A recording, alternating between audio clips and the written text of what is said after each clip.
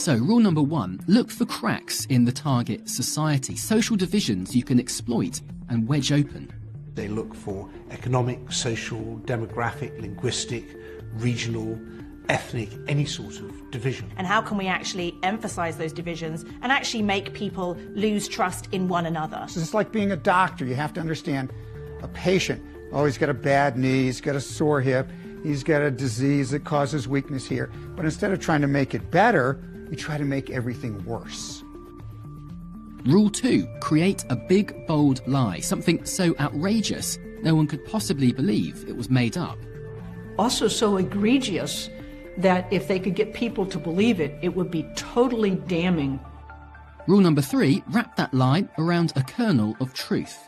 Propaganda is most effective when there's a little bit of truth in it. The most successful operations of that kind contain some truthful element so that the disinformation is eventually accepted as a whole.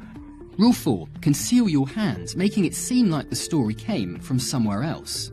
Nobody was searching about the origin, how it started, who published the story first. This was, of course, a method then repeated again and again.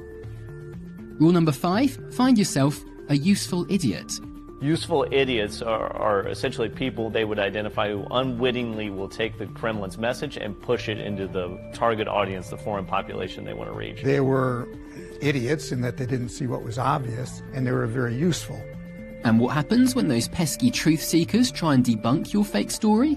Well, rule 6, as you covered. Deny, deny, deny.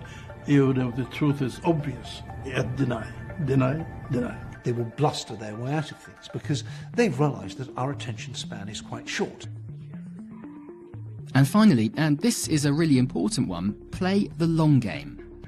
Russia's willing to play a long game and put large resources into things that may not bear fruit for many years to come. The accumulation of these operations over a long period of time will result in a major political impact.